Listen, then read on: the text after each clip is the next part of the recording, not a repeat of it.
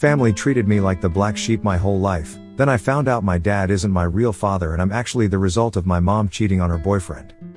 I am 17, mom, 38, dad, 40, my parents were young when they got married. My mother is a stay-at-home mom and works part-time while my dad is a software developer. I am the oldest of 4 siblings. I have been treated like the black sheep in the family since I can remember. Birthdays never had any, just a cupcake from my mom and no presents. I wasn't allowed to have friends over. Christmas was never something I looked for. At most I would get some socks while I had to look at the presents my dad, aunts, uncles and grandparents gave my siblings. New bikes, latest fashion clothes, phones, game consoles, games, you name it, they got it. The same was for their birthdays, big parties. Their friends and family would show up and shower them with gifts. I was never allowed on family trips and vacations. I was left behind to stay with grandparents who were strict on everything I did, and sometimes they would just call on someone else to pick me up while I was supposed to stay with them. My mom got a part-time job when I was 13, and with that she would sometimes ask if we could just spend the day together while dad and my siblings were out. Even though it was just to get ice cream, when I was at home I mostly stayed in my room and studied. It didn't matter how well I did in school or sports, my dad showed no interest. I was able to get some money by tutoring. That, along with I managed to get a part-time job at food court and a grocery store, meant I spent less time at home. Over the years my mental health got worse and worse because of maintaining good grades, doing well at spots, working 2 part-time jobs. My mom helped me find a therapist who has helped a lot. Yesterday I came home from work late, tired and just wanted to go to bed. I opened the door to hear my mom arguing with my dad and aunt about me in the living room. I could hear my aunt saying that I should be grateful, more grateful towards my dad.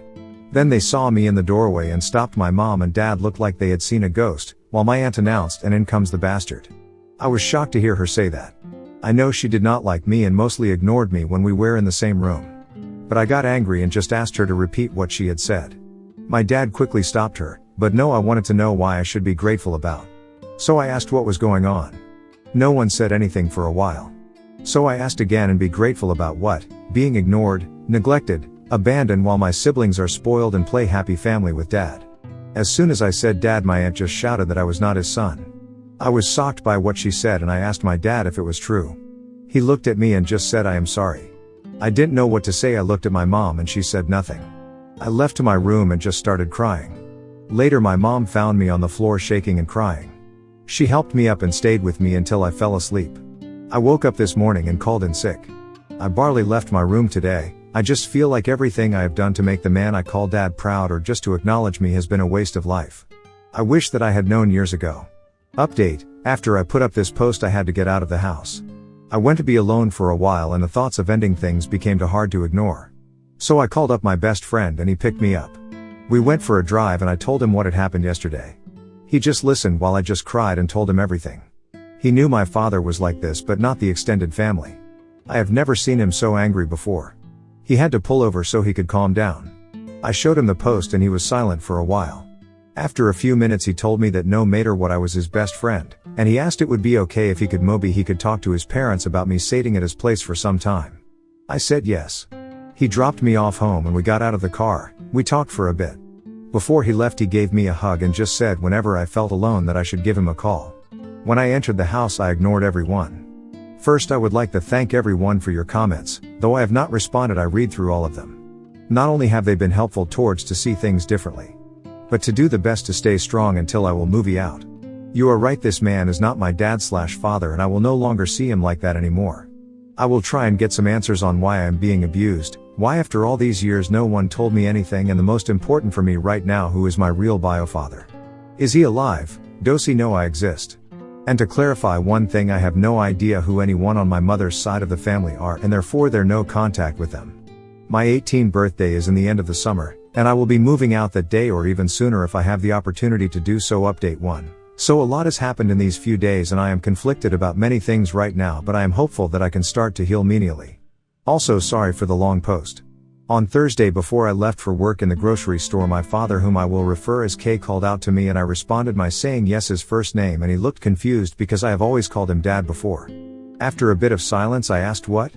Quite bluntly. He didn't respond and told me it was nothing, so I went to catch the bus. When I got home late in the evening my mom wanted to know why I called K by his first name. I told her he never treated me as anything closely as a son, so why should I call him dad anymore? She had no answer and she told me he was hurt by it. I wanted to scream when she said that. Yesterday I had an appointment with my therapist and I cannot put it into words how much she has helped me over the years, and later my best friend called me to let me know that I could stay with them if I wanted. So this morning when I woke up my mom was already awake and making breakfast. I asked her if we could talk alone today and it was important. She agreed to talk after breakfast because Kay had to go to work shortly after. After Kay left she told my siblings to not enter the kitchen for a while. I am paraphrasing a bit because it was a long conversation. We sat down and I found it hard to get the words out at first, but I told my mom that I can't get over the fact that for all these years how I have been treated and neglected by Kay and his side of the family. And she watched it happen and I need to know why. At first she tried to dodge the question and gave the same answer as always. But I didn't give in and told her that this was important to me, and again she tried to dodge it. So I told her that I can't do this anymore. So I was going to pack up some of my stuff and move out, and not until she was ready to tell me the things I needed to hear we would not be on speaking terms. She started to tear up and just told me how sorry she was and kept on saying I am so sorry over and over. It hurt me in that moment to see my mom cry, and I tried my hardest to keep my emotions in, and I asked her again why. After some time when she calmed down she told me what happened.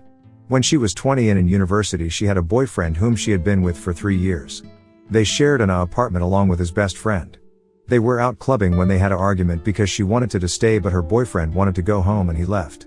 Both her and the best friend were really drunk and she cheated on her boyfriend with his best friend in the club. The next day she woke up and realized what she had done.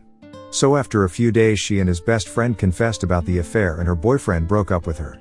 Her ex contacted her parents and he told them what she had done. Her parents called her furious and told her she was not welcome back home and took away her financial support.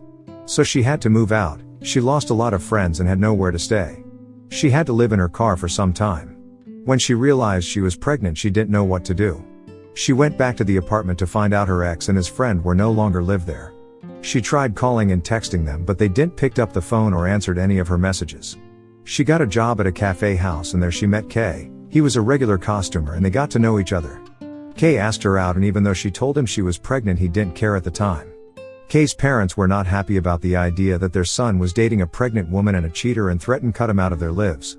Kay got scared and was going to break up with my mom but she begged him not to and promised to be the perfect wife and have his kids. They made plans to get married soon after I was born. Kay never showed any interest in me when I was born but my mom lived with the hope that one day he would. After hearing all of that I didn't know what to say for a while. After thinking for a moment I asked if she had at any point tried to contact my possible biofather. She said no and the timeline would place her affair partner to most likely be my biofather but she can't be 100% sure. I asked her if she ever tried to reconnect with her side of the family. She tried to contact them when she was about to get married but her parents, siblings, aunts and uncles didn't want to see her. So she gave up. I asked her why Kay was hurt by me calling him his first name. She told me he has been seeing a therapist for the last 2 years because he has been suffering from depression and guilt. It took me by surprise. She told me that it started when I was 15. I came home after a handball game where we won and I was awarded man of the match and I was so happy and exited to tell them about it. She of course was happy for me but Kay just said to put my award with others in my room. I started to cry in front of him and asked why do you hate me. He didn't reply and I went into my room and cried all night. After that he felt sad like something had stabbed him in the cheeks and it didn't go away, it only grew. My mom told him to go see a therapist until he relented and after some time the therapist got through to him. For the past few years he has been living with this guilt and he has been afraid to confront it. So when I called him by his first name he realized that he had lost me. The next question I was afraid to ask it. But I asked if he ever abused her. She told me he has never abused her. She told me that Kay has only ever loved her. The only time he ever questioned her about anything was when she was pregnant with my younger brother and he asked for a paternity test which she understood. When it came back positive he apologized and he didn't ask about my other siblings. The last question. I asked her why I was left with people who abused me physically, menially and emotionally while they went on trips and vacations. She was shocked to hear about the physical abuse and asked me about it. I told my mom that I never said anything at the time because I was afraid of Kay's family members when it happened. I told her everything I remember but here is some of the things they did. My grandparents would scold me loudly and hit me when I was younger.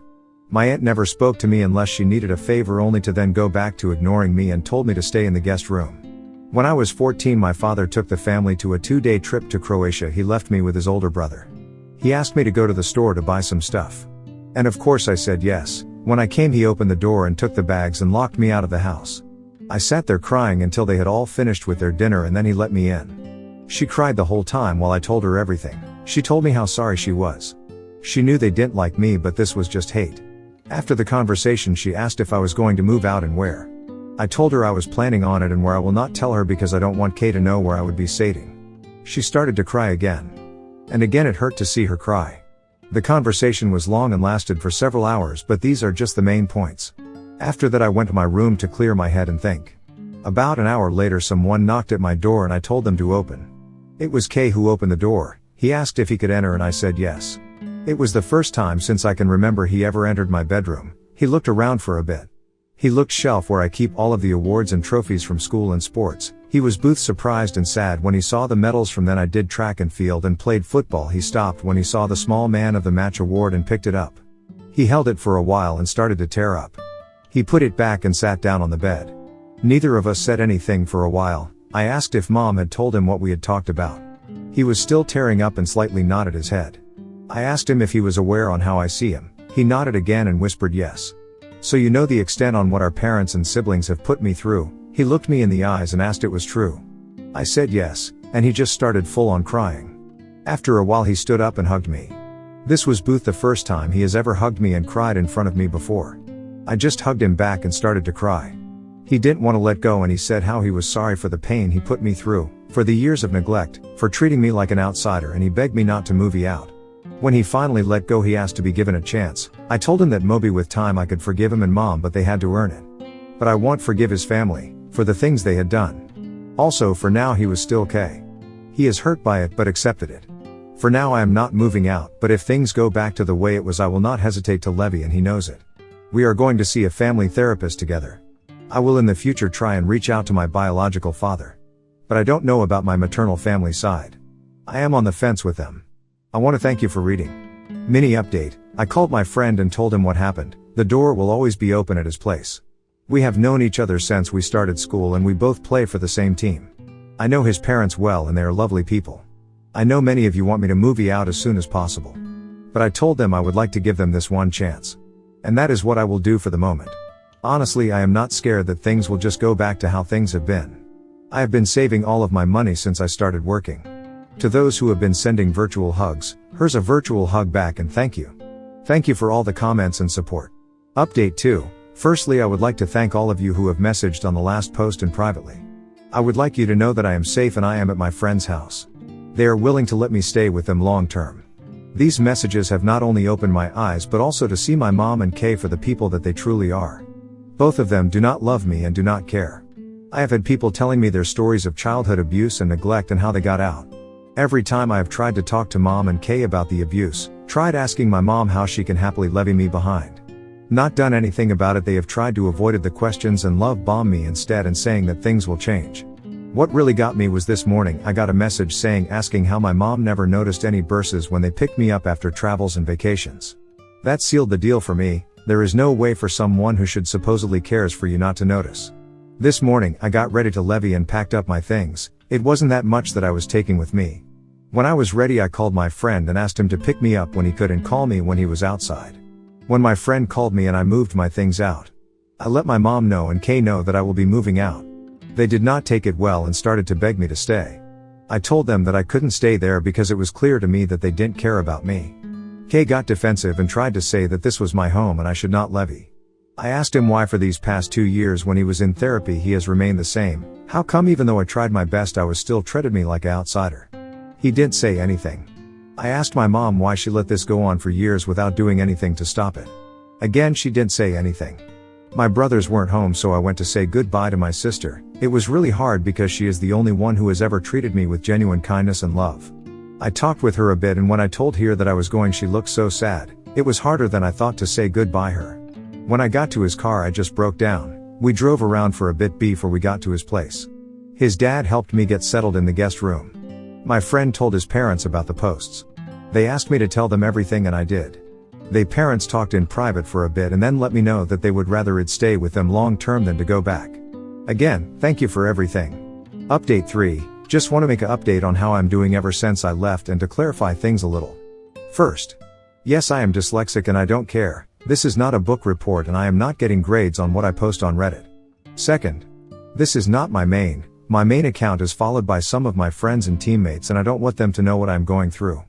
My best friend respects my wishes on not telling others. Now to what has been going on since I left. My best friend and his family have been nothing but wonderful. They have taken me in as their own and showed me nothing but love, kindness and understanding. I appreciate everything they have done to make me feel safe and loved. I have met with my mom and siblings on a few occasions, but never at my old home or at my friend's house. I have made myself clear that I will never step a foot inside there again, and it took my mom some time to realize that. She stopped asking me to come back after I ignored her for a few weeks. I have switched therapists because I felt like I needed a fresh slate with dealing with all of this, and yes indeed, therapists are mandatory reporters in my country. I learned that after my first appointment, and he contacted the police and reported my old one. Kay and some of his extended family have tried to reach out via texts, and some have offered their apologies and others just insults. It's not too hard to think why.